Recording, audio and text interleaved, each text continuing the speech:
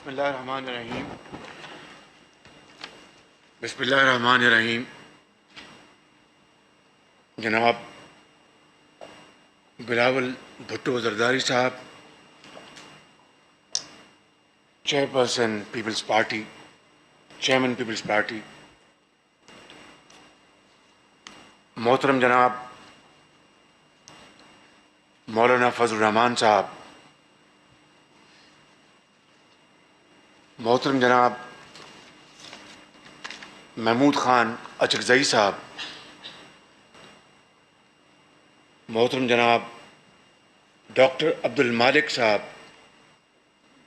محترم جناب پروفیسر ساجد میر صاحب، محترم جناب امیر حیدر ہوتی صاحب، محترم جناب آفتاب شیرپاؤ صاحب،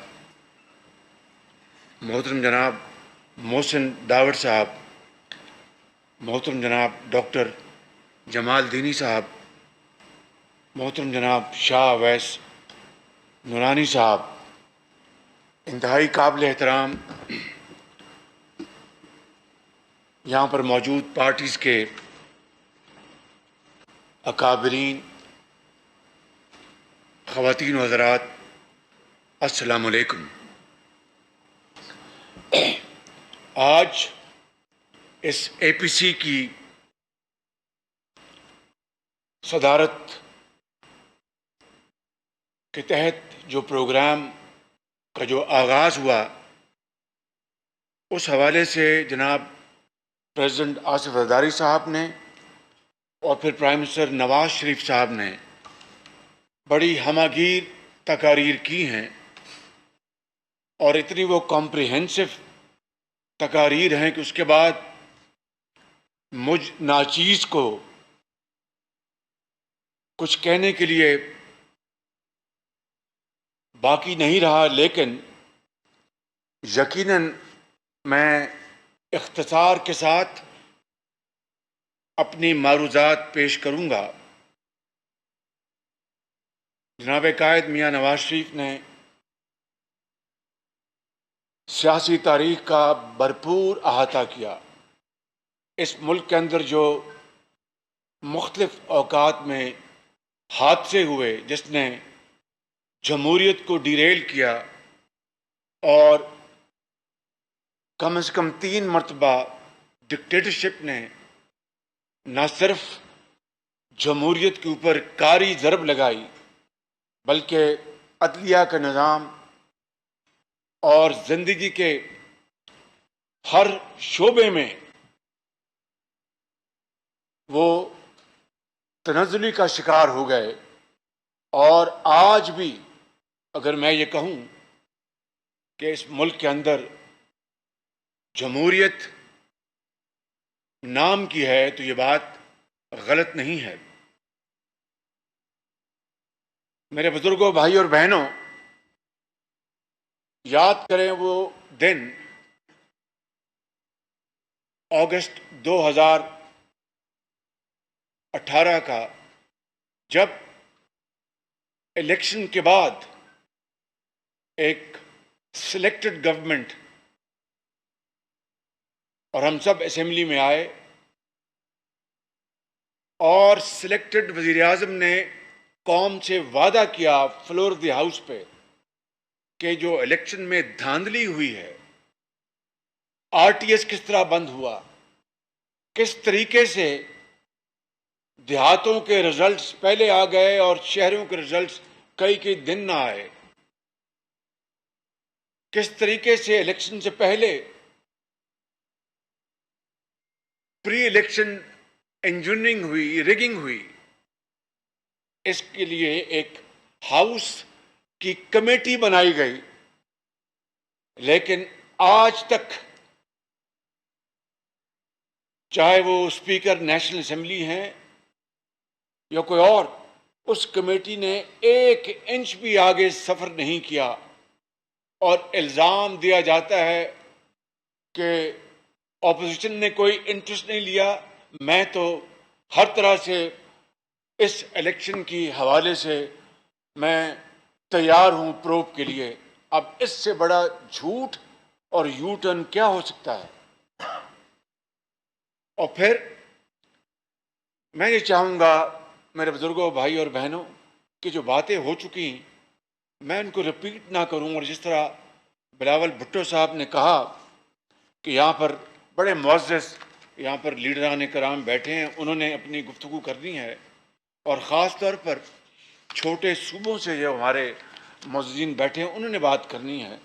تو میں چاہوں گا کہ اختصار کے ساتھ اپنی معروضات پیش کروں. اب دیکھیے کہ کراچی سمیت ملک کے مختلف حصوں میں سیلابی ریلوں نے تباہی مچا دی، اور سب سے زیادہ تباہی کراچی میں ہوئی، خیبر پختونخوا میں ہوئی، آزاد کشمیر میں ہوئی، چترال میں ہوئی. اور سلیکٹڈ وزیر اعظم کو توفیق نہیں ہوئی کہ وہ کسی جگہ جا کر وہ لوگوں کی اشکشوئی کر سکے، ان کی جو امیدیں ہیں ان کو باندھ سکے، ان کی امداد کر سکے. اور آپ نے دیکھا کہ سلیکٹڈ وزیر اعظم نے آفت زدہ لوگوں کو ان ریلوں کے اندھے تھپیڑوں کے حوالے کر دیا، اور بالآخر ایک دن کراچی جا کر ایک پنجابی میں کہتے ہیں کہ گونگلوں تو مٹی لائی. یہ ہے وہ وزیر اعظم، وہ لیڈر جس کے بارے میں 2-2.5 سال میں بڑے معزز سے کہوں گا کہ اس میں ہمارے بعض ٹیلی ویژن چینلز بھی شامل ہیں کہ انہوں نے کس طرح 2-2.5 سال اس وزیر اعظم کے بننے سے پہلے کس طرح پروپیگنڈا کیا گیا. اور آپ کو پوری قوم جانتی ہے کہ 2013-14 کے دھرنے میں 6-7 مہینے اسی ڈی چوک پہ دن رات 24 گھنٹے ٹیلی ویژن چینلز نے کس طرح اس شخص کو دن رات پوری دنیا میں دکھایا جو یہ کہتا تھا کہ جو وزیر اعظم بجلی کے بل میں اضافہ کرے، سمجھ لیجئے میں وہ لفظ دہرانا نہیں چاہتا، جو حکومت اس کے زیر نگرانی ڈالر اور روپے کی جو پیرٹی ہے، اگر روپیہ گرتا ہے تو سمجھ لیے اس حکومت کا سربراہ فلاں ہے.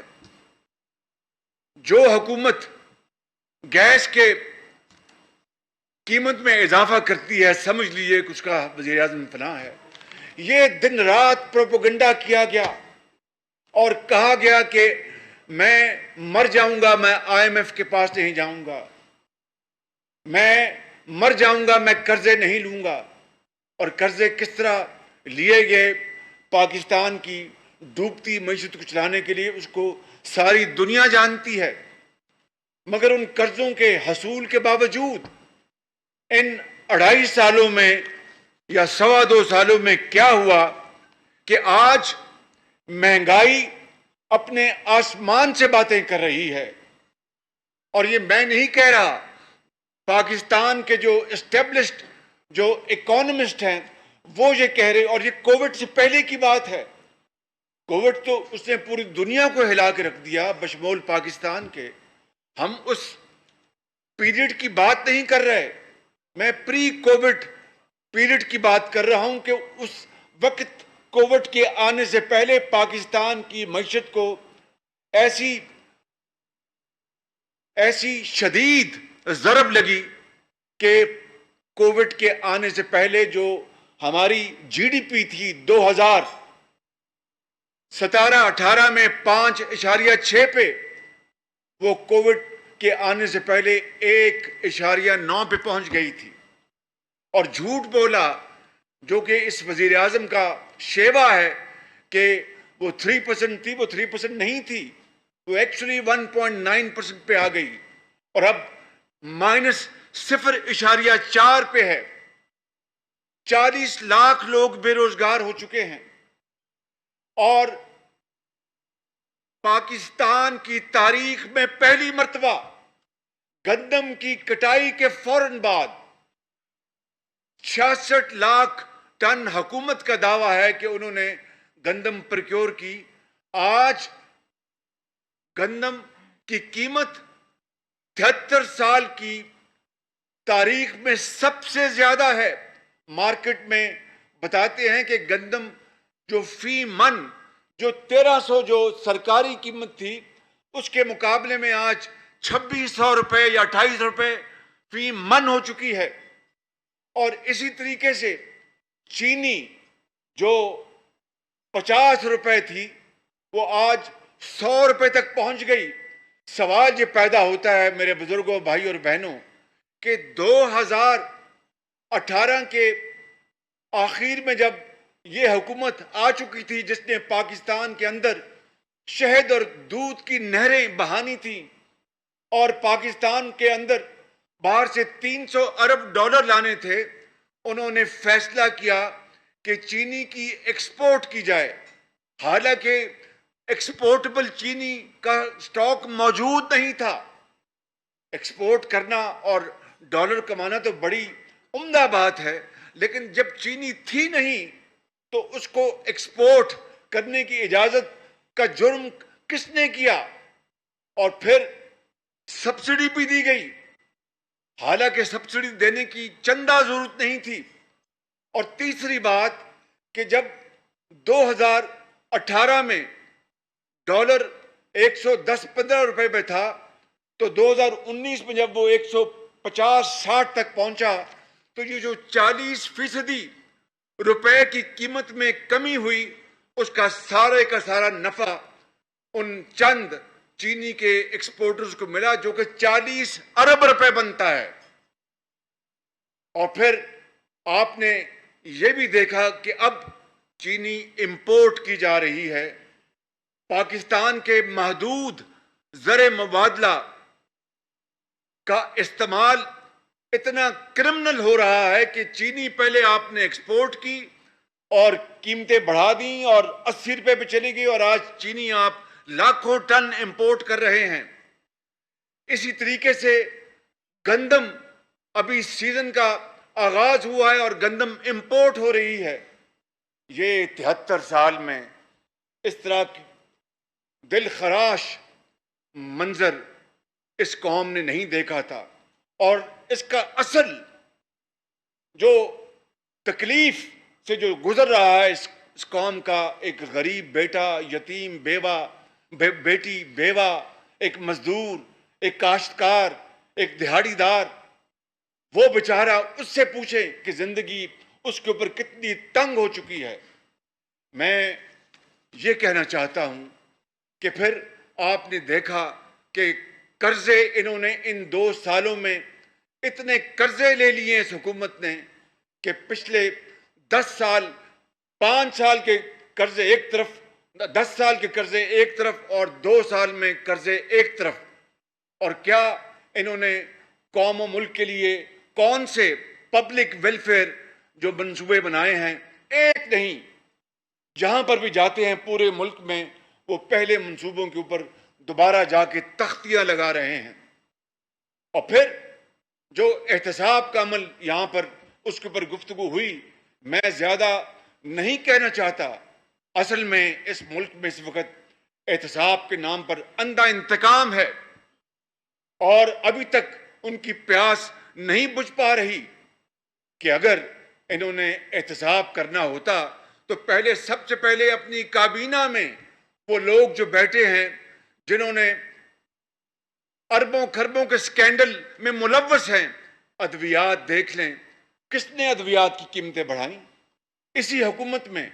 और उस वजीर को फारिग क्यों किया गया कि जनाब वो स्कैंडल में मुलव्वस था? ना नैब ने FIA। चीनी स्कैंडल के कौन जिम्मेदार है? यही हुकूमत, यही वजीर आजम। गंदम स्कैंडल के कौन जिम्मेदार है? यही वजीर आजम, यही हुकूमत। ना नैब ने FIA। नैब और FIA ये गठजोड़ सिर्फ और सिर्फ ये ऑपोजिशन के खिलाफ है और ये एहतसाब नहीं, ये इंतकाम है। और उस विच हंटिंग के साथ साथ अब मीडिया हंटिंग भी हो रही है। मीडिया के साथ जो इस वक्त नारवा सलूक है, शायद وہ حالیہ تاریخ میں اس کی بدترین مثال نہیں ملتی. تو میں سمجھتا ہوں کہ آج یہ اے پی سی جس مقصد کے لیے آج اور پھر ہمیں کہتے ہیں کہ جناب انہوں نے اتنے قرضے لیے تو اس کا ایک ایک پائی کا حساب تو آپ دیکھ رہے ہیں. آپ نے تو قرضوں کی ایک کمیٹی بنائی ہے, کمیشن بنایا تھا. رات کے 12 بجے وزیر اعظم نے اعلان کیا تھا کہ میں نے جو مسلم لیگ نون اور پیپلز پارٹی جو قرضے لیے اس کے لیے میں نے کمیشن بنایا ہے. وہ کمیشن کی رپورٹ آ چکی ہے مگر اس میں سے نکلا کچھ نہیں, اور اس کا ایک ایک پائی کا اٹ از اکاؤنٹڈ فار. یہ ہے وہ یو ٹرن کے ماسٹر وزیر اعظم کی کارکردگی جس کے لیے آج پوری قوم کی نظریں اس اے پی سی کی طرف ہیں کہ آج ہم کیا فیصلے کرتے ہیں. اور اسی طرح آپ نے دیکھا کہ جو اسکولوں میں جو بچیوں کے وظائف تھے, میں خاص طور پر جنوبی پنجاب کی بات کروں گا کہ وہاں پر بچیوں کو, قوم کی بیٹیوں کو اسکولوں میں ریٹین کرنے کے لیے ان کو وظیفے دیے جاتے تھے, وہ ختم کر دیے گئے. ہسپتالوں میں ادویات مفت تھیں, وہ ختم کر دی گئی.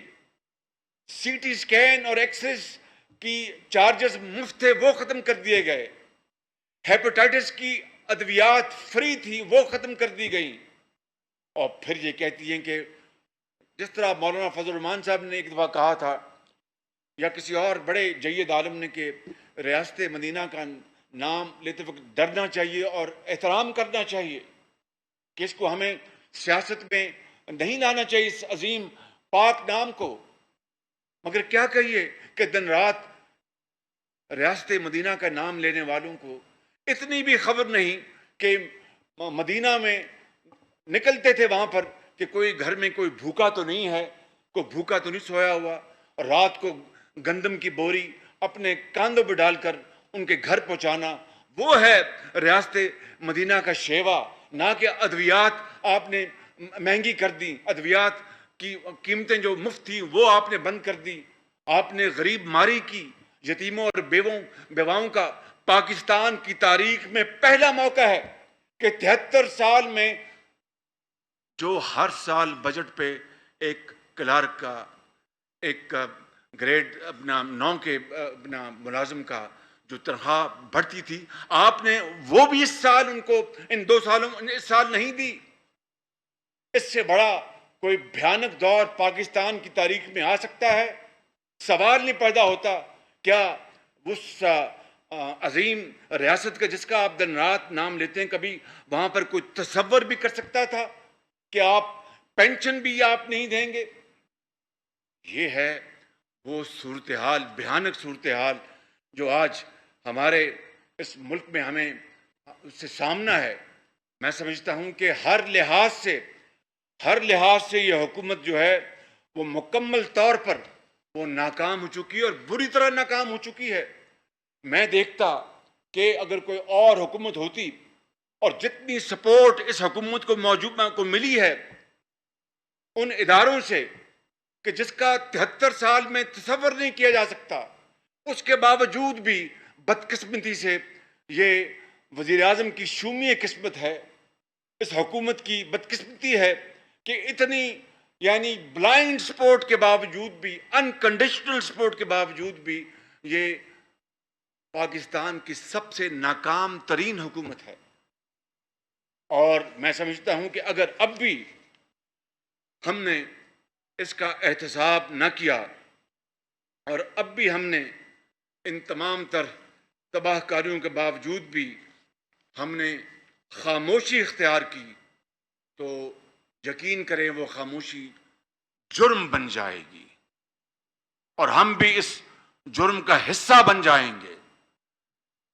آپ یہاں دیکھیں کہ چین جیسا ایک بڑا مربی اور پاکستان کا بہترین دوستوں میں سے ان کا شمار ہوتا ہے, کس طریقے سے اسی حکومت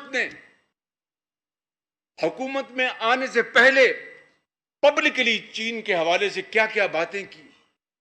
کے پی کے میں آج 7واں سال ہے ان کی حکومت کا, وہاں پر ان کے وزیر اعلیٰ نے اس دور کے کیا کیا چائنا کے خلاف باتیں کی کہ دل دکھتا ہے کہ وہ ملک جو پاکستان کا ایک مخلص ترین دوست ہے اور جنگوں میں، امن میں، سیلابوں میں، زلزلوں میں، انٹرنیشنل فورم میں، یو این میں، سیکورٹی کاؤنسل میں پاکستان کا ہر وقت اس نے ساتھ دیا، اس کو بھی ہم نے نہیں بخشا۔ اور آج وہی چین ہے جس کی طرف ہم دیکھ رہے ہیں۔ پھر ابھی قائد نے بات فرمائی اپنی اسپیچ میں، سعودی عربیہ ہمارے بہترین دوستوں میں شامل ہے۔ کس طریقے سے ہم نے اس معاملے کو مس ہینڈل کیا، اور کشمیر کے اوپر وزیر اعظم کی زبان کو تالا لگا ہے۔ کشمیر کی وادی میں خون بہہ رہا ہے، اور وہاں پر کشمیریوں کا جس طرح وہاں پر دن رات ان کو شہید کیا جاتا ہے، ننھے کشمیری کے نانا کو شہید کیا، جوانوں کو، بزرگوں کو، ماؤں کو، بہنوں کو اور بیٹیوں کو۔ پھر آپ دیکھیں اسرائیل کے حوالے سے یہ پوری قوم اس کے اوپر متفق ہے، جب تک کہ وہاں پر پیلسٹائن کا جو جائز مطالبہ ہے، ان کو ایک زندہ رہنے کا، ایک اسٹیٹ حاصل کرنے کا، اور جس کے اوپر انٹرنیشنل ریزولوشنز ہیں، جب تک کہ وہ مطالبہ پورا نہیں ہوتا، میں سمجھتا ہوں کہ پاکستان کو اس طرف سوچنا بھی نہیں چاہیے۔ یہ بڑا ظلم ہوگا، نہ صرف فلسطین کے نہتے عوام، بزرگوں، ماں اور بہنوں کا، بلکہ اس سے آپ کشمیر کے مسئلے کو اور کمزور کر دیں گے۔ مجھے یقین ہے کہ اس کے اوپر پوری قوم یکسو ہوگی اور اس کے اوپر کوئی کسی قسم کا کمپرومائز نہیں ہوگا۔ میں زیادہ وقت نہیں لوں گا، آخر میں مجھے پھر چند باتیں گزارشات کرنی ہیں، لیکن میں صرف یہ کہوں گا کہ یہ کہتے ہیں کہ ہماری ایک تاریخی حکومت ہے۔ یقیناً یہ ایک تاریخی حکومت ہے کہ یہ تاریخی دھاندلی کے نتیجے میں آئی۔ اس کا بجٹ خسارہ تاریخی ہے، اس کے قرضے لینے کی رفتار تاریخی ہے، اس دور میں مہنگائی تاریخی ہے، اس دور میں غریب ماری تاریخی ہے، اس دور میں بے روزگاری تاریخی ہے، اس دور میں کم سرمایہ کاری تاریخی ہے، سفارتی محاذ پر ناکامی تاریخی ہے، معاشی محاذ پر ناکامی تاریخی ہے۔ تو آج پھر اس تاریخی حکومت کو تاریخ کے کوڑے دان میں ڈالنے کے لیے ہم اکٹھے ہو جائیں، اور پھر اس ملک کے 22 کروڑ عوام کو بچانے کے لیے ہم اکٹھے ہو جائیں۔ بس میں اسی کے اوپر اپنی بات ختم کروں گا، اور یہ جو شعر ہے اس کے اوپر میں ظرف عرض کرنا چاہوں گا، معافی چاہتا ہوں۔